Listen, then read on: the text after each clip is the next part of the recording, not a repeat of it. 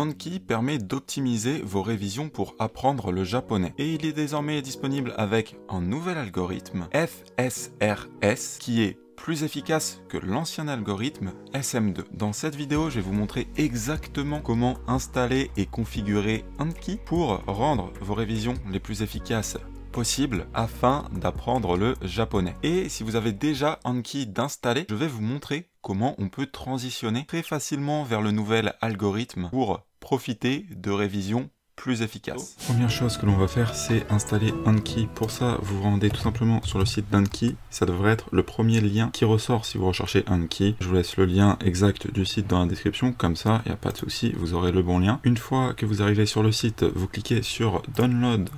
Et puis là, vous pourrez voir toutes les versions d'Anki selon votre système d'exploitation, donc Windows, Mac ou Linux. Et ici, ce sont les versions sur téléphone.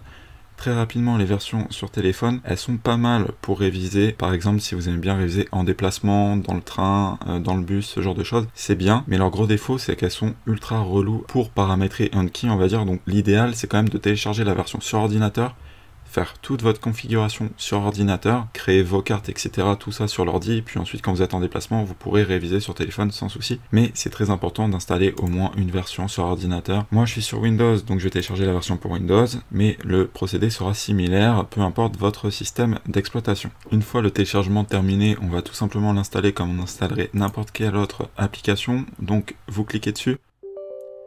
Voulez-vous autoriser? On va dire oui, évidemment. Ceci, on peut laisser par défaut, on va juste appuyer sur Install ici, et puis voilà, ça va installer. Voilà, une fois qu'il y a marqué Completed, vous pouvez appuyer sur Close. Une fois que c'est installé, on va lancer Anki. Anki qui se lance. Alors ici, moi j'ai un petit message, vous voyez, qui me demande de mettre à jour. Vous l'aurez peut-être pas. Si vous l'avez, vous pouvez cliquer sur Mettre à jour. OK, et c'est bon. Et voilà, on a Anki. Anki, ça ressemble à ça. Ce qu'on va faire, c'est aller dans les options. Donc vous faites Outils, ici, et Préférences. Vous pouvez directement faire CTRL-P. Ça va nous ouvrir les options. Ici, on veut changer quelques trucs. Dans Apparence, ici, c'est juste une histoire de préférence. Moi, je laisse tout par défaut. Dans Révision, le jour suivant démarre à 4 heures. Vous pouvez le laisser. Ça veut dire qu'à 4 heures du matin, Anki considère que une nouvelle journée commence. Généralement, à 4 heures, on dort, donc c'est parfait. Réviser en avance, par défaut, c'est à 20. Moi, je vous invite de le laisser à 20. Il y a une seule chose, certaines personnes aiment bien le mettre à 900. Pourquoi? Parce que si vous le mettez à 900, ça vous permet de faire Anki une seule fois dans la journée. Donc vous faites Anki, mais il faut être sûr de le terminer une seule fois dans la journée, et une fois que vous l'avez fini, vous êtes tranquille. Maintenant, si vous êtes plus comme moi à ouvrir Anki plusieurs fois dans la journée, par exemple, vous allez installer Anki sur téléphone par la suite, comme ça, vous pouvez réviser de temps en temps dans le métro, quand vous êtes dans les files d'attente, ce genre de choses, eh bien je vous conseille de le laisser à 20 minutes, en vrai ça marche très bien. Et l'autre chose que l'on veut changer ici, c'est dans afficher la date de la prochaine révision au-dessus des boutons, vous voulez décocher. Ensuite, de manière optionnelle, ici dans touche de réponse, vous pouvez effacer difficile et facile, vu qu'on ne va pas vouloir les utiliser. Pour à revoir et correct, vous pouvez laisser comme ceci. Et une fois que vous avez ça, vous pouvez faire fermer. Ce que je vous invite également à faire, c'est appuyer ici sur le bouton synchronisation. Et là, on va vous demander si vous possédez un compte Anki. Si vous en possédez un, évidemment, vous pouvez le renseigner. Sinon, vous pouvez vous créer un compte, c'est gratuit. Et ça, c'est très utile. Pourquoi? Parce que ça va vous permettre de synchroniser vos données entre Anki sur ordinateur, Anki web, et du coup, si vous l'avez également derrière, Anki sur mobile. Donc ça, c'est très important si vous révisez à plusieurs endroits. Même si vous n'utilisez qu'un seul appareil, je vous conseille de le mettre. Pourquoi? Parce que si jamais votre PC y plante, au moins vous avez toujours les données. Vous pourrez plus tard réinstaller Anki et tout synchroniser depuis Anki web. Donc voilà, je vous invite quand même à le paramétrer. Ici, moi, comme je suis sur un compte démo, je ne vais pas le faire, mais voilà, je vous invite vraiment à synchroniser votre collection. C'est beaucoup plus sûr. Et enfin, il y a une dernière chose que je vous invite à faire, c'est installer un petit add-on. Pour ce faire, vous allez dans Outils, ici greffons, puis vous faites acquérir des greffons, et là dans le code, vous rentrez le chiffre que je vais vous laisser dans la leçon, vous faites OK. Qu'est-ce que fait cet add-on? C'est qu'il permet de simplifier Anki en mettant que 2 boutons. Il met que le bouton correct et faux. Ça, c'est pour faire tourner quelque chose qu'on appelle Loki Anki. Anki avec les paramètres par défaut n'est pas génial pour apprendre le japonais. Pour contourner ce problème et le rendre très puissant, une solution existe depuis longtemps dans la communauté, c'est Loki Anki. Une configuration d'Anki qui repose sur 3 points majeurs: modifier l'algorithme de base qui s'appelle SM2, traiter les cartes difficiles rapidement avec le système de Leech et réduire la fatigue décisionnelle en rendant le choix de réponse binaire. Pendant longtemps, on modifiait plusieurs paramètres dans la section avancée d'Anki pour modifier cet algorithme de base SM2. En vrai, cette ancienne façon de faire marche très bien et on peut continuer de l'utiliser à l'heure actuelle de manière efficace. C'est juste que désormais, un nouvel algorithme est disponible et semble fonctionner de manière plus optimale. Je vais vous montrer comment l'activer très simplement dans Anki, ce qui correspond en fait à modifier l'algorithme SM2 qui était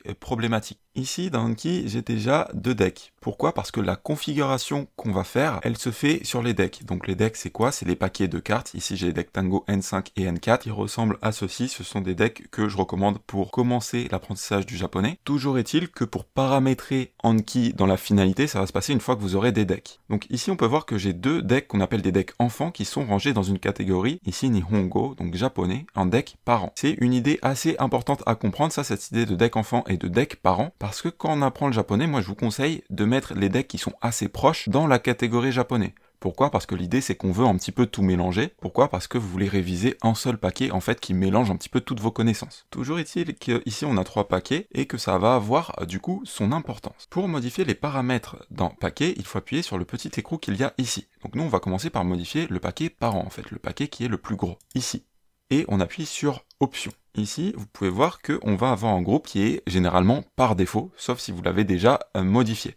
Nous, ce qu'on va faire, c'est qu'on va modifier le paramétrage par défaut pour ensuite le cloner de manière très facile, vous allez voir. Pour les nouvelles cartes par jour, il est recommandé de mettre un chiffre entre 8 et 15. 15, c'est beaucoup. Moi, par défaut, j'aime bien mettre à 10. C'est une valeur sûre. Vous pouvez ajuster. Si vous passez trop de temps dans Anki, vous pouvez le baisser jusqu'à 8. Si au contraire, vous sentez que vous pourrez passer plus de temps dans Anki, vous pouvez le monter jusqu'à 15. Au-delà de 15, ça fait beaucoup de révisions, donc je vous déconseille, nous, on va le laisser à 10. Quota de révision journalière, on va le mettre à 9999. Ici, ça pose souci à beaucoup de gens qui se disent « ça va être énorme ». En fait, le but, ce n'est pas de monter aussi haut dans les révisions, c'est juste de ne pas biaiser l'algorithme. En fait, l'algorithme d'Anki, il fonctionne si vous faites toutes les révisions qui sont attendues dans une journée. Si vous mettez en cap ici à 200, en fait, ça va biaiser l'algorithme. Donc c'est pour ça qu'il faut le mettre à 9999. Et pour éviter d'avoir trop de révisions quotidiennement, qu'est-ce qu'il faut faire? En fait, il suffit de rester dans le pré-réglage ici des nouvelles cartes par jour à 10 et de faire vos révisions tous les jours. Et vous verrez que les cartes n'augmenteront pas tant que ça. On va pas explorer en profondeur tous les paramètres. Si jamais vous avez une question sur un paramètre, il vous suffit de cliquer dessus. Et généralement, il y a un lien dans le manuel d'Anki qui est très complet et qui explique bien tous les paramètres en détail. Donc nous, ici, on va passer. Nouvelle carte, on va ici mettre 15 minutes. Et ici, on a plusieurs paramètres. Et là, il y a une chose assez intéressante à faire, c'est de descendre jusqu'à avancer. Vous allez voir que dans avancer, on a plusieurs choses. L'ancienne manière de paramétrer Loki Anki, c'était de modifier un petit peu tout ça ici. Maintenant, on peut directement cocher FSRS. On va avoir un message qui nous dit qu'il faut penser à avoir une version à jour de Anki. Si vous n'avez pas une version à jour de Anki, pensez à la mettre à jour, sinon cet algorithme ne marchera pas. Donc pour le moment, on laisse tout ça comme ça, on va revenir en haut, vous allez voir, ça va nous avoir modifié légèrement en fait ce qu'on a plus haut. Donc ici, on a des paramètres en moins, parce que les paramètres qu'on avait tout à l'heure ne sont pas concernés par le nouvel algorithme. Donc une fois qu'on a mis 15 minutes dans l'étape d'apprentissage, on descend. Étape de réapprentissage, pareil, on va mettre 15 minutes. En soi, même si on laisse à 10 minutes, c'est pas très grave. Et surtout, seuil de pénibilité, là, ce qui va être très important, c'est de le baisser. Personnellement, j'aime bien le mettre à 6. Si vous voulez une approche un petit peu plus extrême, qui élimine plus rapidement les cartes difficiles, vous pouvez le baisser à 5. Mais bon, par défaut, 6, c'est une valeur sûre. Et traitement des pénibles, très important, ça va être suspendre la carte. Cette section, ça correspond en fait à l'étape traiter rapidement les cartes difficiles dans Loki Anki. Donc les cartes qui sont difficiles vont être très rapidement suspendues, qui est quelque chose de bénéfique. Pourquoi? Parce qu'il faut savoir que les cartes difficiles, ça draine beaucoup d'énergie et souvent elles deviennent plus faciles avec de l'expérience. Donc ça sert à rien d'essayer de se bourrer le crâne avec des cartes qui veulent pas rentrer. Le plus intéressant pour un apprentissage plus rapide du japonais, c'est de repérer rapidement ces cartes qui posent problème à travers les mécanismes de Leech et les suspendre. vous pourrez par la suite les réintégrer quand vous aurez pris plus de niveaux, il n'y a pas de souci. Ordre d'affichage, on ne va rien changer. Enfouissement, on ne va rien changer, normalement ça ne nous concerne pas. En fait, ça c'est pour les gens qui créent plusieurs cartes à partir d'une même note, ce qui est quelque chose que je vous déconseille. Si vous le faites en soi, vous pouvez le cocher, ça en vrai, nous on peut le cocher, ça fait pas de mal, mais normalement nous on n'utilisera pas cette fonction, qui est quelque chose que je déconseille. Moi je conseille de faire une note pour une carte, c'est généralement le plus efficace pour apprendre le japonais. Audio, on va laisser comme ça. Chronomètre, on va laisser comme ça. Avance automatique, moi je le paramètre pas. Sachez que si vous voyez que vous mettez trop de temps à répondre à vos cartes d'Anki, vous pouvez ici modifier le paramètre avance automatique. Je vous laisse regarder ça par vous-même. Ça c'est pour ceux qui mettent beaucoup de temps à répondre. Ça peut être bien d'avoir une avance automatique qui vous force à faire Anki rapidement. Et ensuite on arrive dans avancer où on active notre nouvel algorithme FSRS. Intervalle maximum, on laisse ici. Rétention désirée 90, c'est un bon chiffre. Donc on va laisser SM2 rétention. Pour être honnête, on s'en fiche un petit peu. Éventuellement, vous pouvez aller voir si ça fait très longtemps que vous utilisez Anki, je vous conseille de lire un petit peu le guide en détail, mais si vous avez une configuration relativement neuve de Anki, vous pouvez laisser comme ça, il y a zéro souci. Pour ceux qui utilisent Anki depuis un moment déjà, si ça fait vraiment longtemps et que vous voulez être sûr de faire les choses bien, je vous invite vraiment à aller lire le manuel d'Anki qui parle de l'algorithme FSRS, mais pour tous ceux que ça fait pas si longtemps où finalement vous n'êtes pas au moindre détail, à la moindre seconde, vous pouvez tout simplement faire la même configuration présentée dans cette vidéo sur vos anciens decks et le nouvel algorithme se chargera tout seul de faire toutes les modifications nécessaires. Donc vous activez ce bouton là comme dans le tuto et il vous suffit donc de suivre exactement les mêmes étapes que tout le monde. C'est juste que vous verrez tout à l'heure, vous pourrez optimiser généralement votre deck plus tôt avec le bouton qui apparaîtra. Et ensuite on a des paramètres ici, alors vous voyez que c'est grisé, ce sont des paramètres par défaut. Il faut savoir que comment FSRS marche, c'est qu'au bout de 1000 révisions, vous allez pouvoir appuyer sur le petit triangle ici, Optimize FSRS, et appuyer sur ce bouton Optimize. Si je le fais actuellement, je vais avoir un message qui me dit qu'il n'y a pas d'historique de révision suffisant. En fait, cet algorithme, il va s'adapter. Plus vous faites de révision pour s'adapter à votre capacité d'apprentissage propre. Ça, avant, avec l'ancien algorithme, on devait faire des calculs un petit peu compliqués. Maintenant, on n'a plus à le faire. Il y a un bouton qui permet très facilement de le faire. Sachez juste que ça demande d'avoir fait pas mal de révisions. Donc, de base, les paramètres par défaut marchent très bien. Pensez juste, peut-être, dans un mois ou dans 2 mois, à revenir et éventuellement appuyer sur Optimize. Donc, une fois qu'on a fait ça, très important, appuyez sur Sauvegarder. Sinon, ça ne sauvegardera pas vos modifications. Donc, maintenant qu'on a appuyé sur Sauvegarder, vous voyez que ça nous a modifié ici nos cartes. Et comme tous nos decks sont paramétrés par défaut, tous nos decks sont paramétrés exactement de la même manière. Ce que je vous invite à faire, c'est pour chaque deck, vous allez dans Options, et ici à côté de Sauvegarder, vous voyez la petite flèche en bas, mettez Clonage présélection. En fait, ça va tout simplement cloner le modèle par défaut, et je vous conseille de lui donner le nom de votre deck. Donc là, on va l'appeler Tango N5. On fait OK, et très important, Sauvegarder. C'est tout. Pour le moment, on le laisse avec les paramétrages par défaut. On va faire pareil pour notre autre deck, et ça, je vous invite à le faire éventuellement pour tous vos decks. Notamment si ce sont des decks assez différents en termes de niveau. Si ce sont des decks d'environ du même niveau, ce n'est pas important. Et tant qu'à faire, en fait, on peut réaliser ça. Donc clonage présélection. Ici, je vais appeler Tango N4. À quoi est-ce que ça sert ceci? Sauvegarder, très important.